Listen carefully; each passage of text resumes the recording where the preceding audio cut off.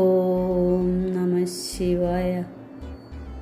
പ്രിയ ഭക്തരെ, പ്രദോഷവ്രതം ശിവനും പാർവതിക്കും സമർപ്പിക്കുന്ന ഒരു പവിത്ര വ്രതമാണ് പ്രദോഷവ്രതം. എല്ലാ മാസവും 2 തവണ വരാറുണ്ട്. എങ്കിലും ഇത്തവണ 2023 ശിവരാത്രിയും പ്രദോഷവ്രതവും ഒന്നിച്ച് ആണ് വരുന്നത്. ഫെബ്രുവരി 18 ശനിയാഴ്ചയാണ് വരുന്നത്. അന്നേ ദിവസം ശിവരാത്രി വ്രതം അനുഷ്ഠിച്ചാൽ ഇരട്ടി ഫലം ലഭിക്കും. ഭക്തർക്ക് വളരെയധികം അനുഗ്രഹങ്ങൾ നേടാൻ പറ്റുന്ന ദിവസമാണെന്ന്. ശിവരാത്രിയും പ്രദോഷവും ഒന്നിച്ചു വരുന്ന മുഹൂർത്തങ്ങൾ.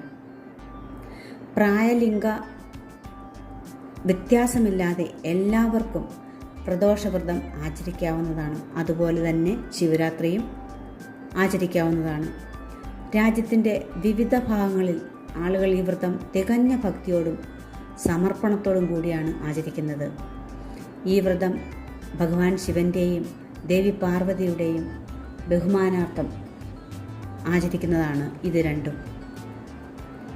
പ്രദോഷ വ്രതമനുസരിച്ച് പൂർണ്ണ ഭക്തിയോടും സമർപ്പണത്തോടും കൂടി പൂജ നടത്തുന്ന ഭക്തരെ ശിവപാർവതിമാർ അനുഗ്രഹിക്കും. സന്തോഷവും ദീർഘായുസ്സും വിജയവും ഐശ്വര്യവും മംഗല്യയോഗവും ദാമ്പത്യസുഖം എന്നിവയും നൽകുന്ന വ്രതമാണ് പ്രദോഷവ്രതം. എല്ലാ ആഗ്രഹങ്ങളും പ്രാപ്തമാക്കുന്ന ഒരു വ്രതമാണ് പ്രദോഷവ്രതം. അങ്ങനെയെങ്കിൽ ഈ പ്രദോഷവ്രതത്തിൻ്റെ കൂടെ ശിവരാത്രി വ്രതം കൂടി ചേർന്നാലോ ഡബിൾ ഫലമാണ് നമുക്ക് കിട്ടുന്നത്. ഭഗവാൻ ശിവനെ ദർശിച്ചാലുള്ള ഫലങ്ങൾ എന്താണ്? ശിവനെ രാവിലെ ദർശിച്ച് പ്രാർത്ഥിച്ചാൽ ശരീരത്തിന് ആരോഗ്യവും മനസ്സിന് ബലവും വർദ്ധിക്കും. ഉച്ചയ്ക്ക് പ്രാർത്ഥിച്ചാൽ സമ്പൽ സമൃദ്ധമായ ജീവിതം നയിക്കാനുള്ള മാർഗം തെളിയും. വൈകുന്നേരം ദർശനം നടത്തി പ്രാർത്ഥിച്ചാൽ കഷ്ടനഷ്ടങ്ങൾ മാറി നന്മയുണ്ടാകും. അർദ്ധയാമ പൂജാവേളയിൽ ദർശനം നടത്തി പ്രാർത്ഥിച്ചാൽ ദാമ്പത്യ ജീവിതം സന്തോഷമാകുമെന്നും വിശ്വസിക്കപ്പെടുന്നു. സ്കന്ദപുരാണത്തിൽ ഉപവാസത്തിന് പ്രദോഷവ്രതത്തിന് 2 വ്യത്യസ്ത രീതികളാണ് പറയുന്നത്. ഒന്ന്, ഭക്തർ രാവും പകലും മുഴുവൻ, അതായത് 24 മണിക്കൂറും കഠിനമായ ഉപവാസത്തോടു കൂടി അനുഷ്ഠിക്കുന്നുണ്ട്. പിന്നെ ഉപവാസം അനുഷ്ഠിച്ച് രാത്രിയിൽ ഉറക്കമിളയ്ക്കുകയും ചെയ്യുന്നത്. രണ്ടാമത്തെ രീതി എന്ന് പറയുന്നത് രാവിലെ സൂര്യോദയം മുതൽ വൈകുന്നേരം സൂര്യാസ്തമയം വരെ ഉപവാസം അനുഷ്ഠിച്ച് വൈകുന്നേരം ഭഗവാൻ ശിവനെ ആരാധിച്ചതിന് ശേഷം ഉപവാസം അവസാനിപ്പിക്കുകയും ചെയ്യുന്നുണ്ട്. അങ്ങനെ 2 തരത്തിലാണ്. എന്തായാലും ഈ പുണ്യവ്രതം സായാഹ്ന സന്ധ്യയായ സന്ധ്യാകാലത്തിൽ ആചരിക്കുന്നതിലാണ് ഇതിനെ പ്രദോഷവ്രതം എന്ന് വിളിക്കുന്നത്. ഹിന്ദു പുരാണങ്ങളനുസരിച്ച് പ്രദോഷത്തിൻ്റെ ശുഭദിനത്തിൽ ഭഗവാൻ ശിവനും ദേവി പാർവതിയും അങ്ങേയറ്റം സ്നേഹവും സന്തോഷവും ഉദാരതയും അനുഭവിക്കുന്നതായിട്ടാണ് വിശ്വസിക്കുന്നത്. അപ്പോൾ അത് നമുക്കും വളരെയധികം അനുഗ്രഹം നേടിത്തരും.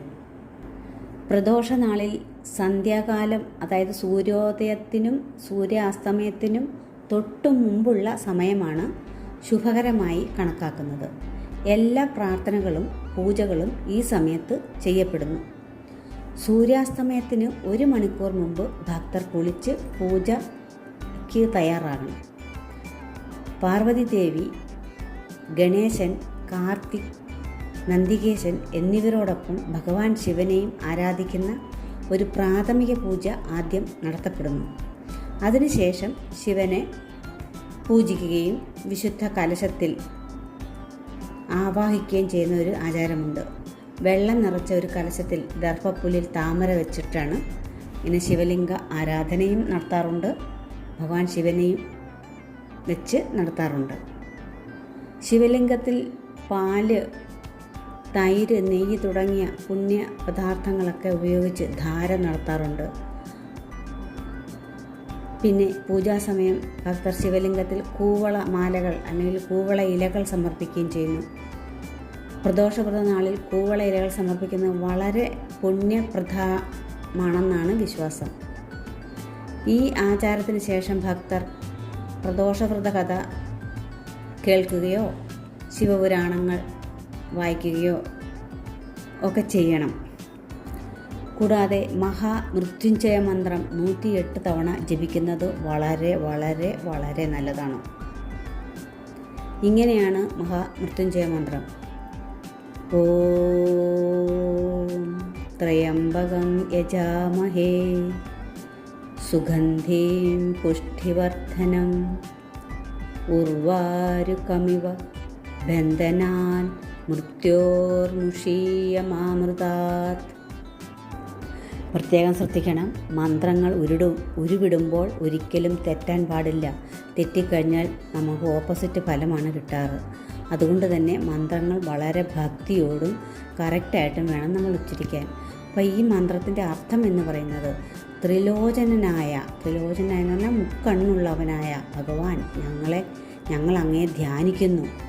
സുഗന്ധത്തെയും അതുപോലെ അഭിവൃദ്ധിയും വർദ്ധിപ്പിക്കുന്ന അങ്ങ് ഒരു തണ്ടിൽ നിന്നിൻ്റെ ബന്ധനത്തിൽ നിന്നും ഒരു പഴം അടർന്നു വീഴുന്നത് പോലെ മൃത്യുവിൽ നിന്ന് ഞങ്ങളെ മോചിപ്പിച്ചാലും എന്നാണ് ഇതിൻ്റെ അർത്ഥം. രോഗങ്ങൾ മാറാനും ദീർഘായുസിനും ധനസമൃദ്ധിക്കും പൗത്രാദി സൗഖ്യത്തിനും ബഹുവിശേഷമാണ് ഈ മന്ത്രജപം. വിപരീത ഊർജത്തെ പുറന്തള്ളി ഉള്ളിലുള്ള പ്രാണശക്തിയുടെ ബലം വർദ്ധിപ്പിക്കാൻ ഈ മന്ത്രജപം സഹായിക്കുന്നു. ഏറ്റവും ശക്തിയുള്ള മന്ത്രങ്ങളിൽ ഒന്നാണിത്.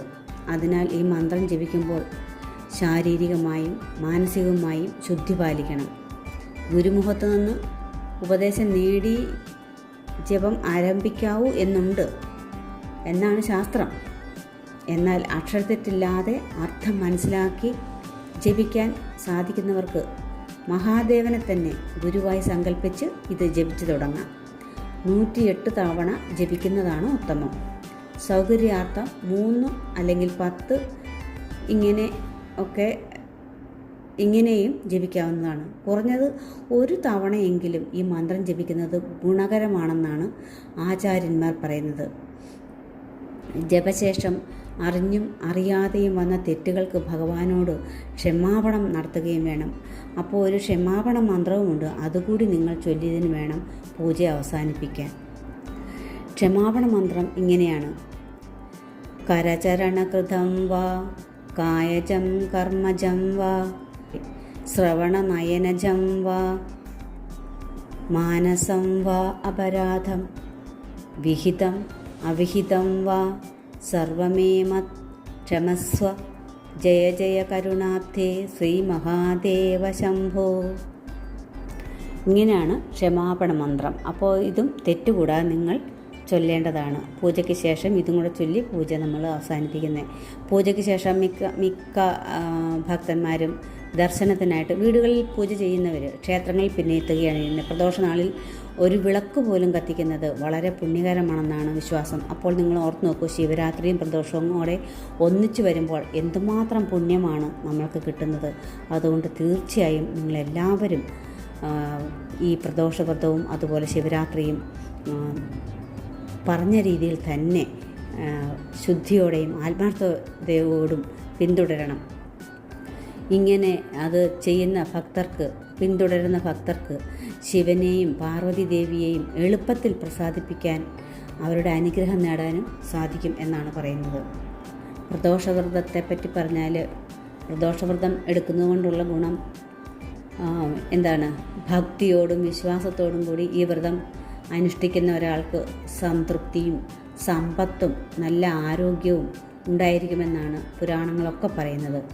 ആത്മീയ ഉന്നമനത്തിനും അതുപോലെ ആഗ്രഹങ്ങളുടെ പൂർത്തീകരണത്തിനും പ്രദോഷവ്രതം ആചരിക്കുന്നുണ്ട്. പ്രദോഷവ്രതം ഒരു ഹൈന്ദവ ഗ്രന്ഥങ്ങളാൽ വളരെയധികം പ്രശംസിക്കപ്പെട്ടിട്ടുള്ളതാണ്. കൂടാതെ ശിവനുമായി വിശ്വസിക്കുന്നവരൊക്കെ ഇതിനെയൊക്കെ വളരെയധികം പുകഴ്ത്തിയാണ് പറഞ്ഞിരിക്കുന്നത്. അതുകൊണ്ട് ഇതിൻ്റെ ഒരു ദർശനം ഈ പുണ്യദിനത്തിൽ ഭഗവാൻ ശിവൻ്റെ ഒരു ദർശനം പോലും നമുക്ക് നമ്മുടെ സർവ്വ പാപങ്ങളെയും അവസാനിപ്പിച്ച് സമൃദ്ധമായ അനുഗ്രഹവും ഭാഗ്യവും നൽകുകയും ചെയ്യുമെന്നാണ് പറയപ്പെടുന്നത്. എല്ലാവർക്കും ശിവരാത്രി പ്രദോഷ ആശംസകൾ.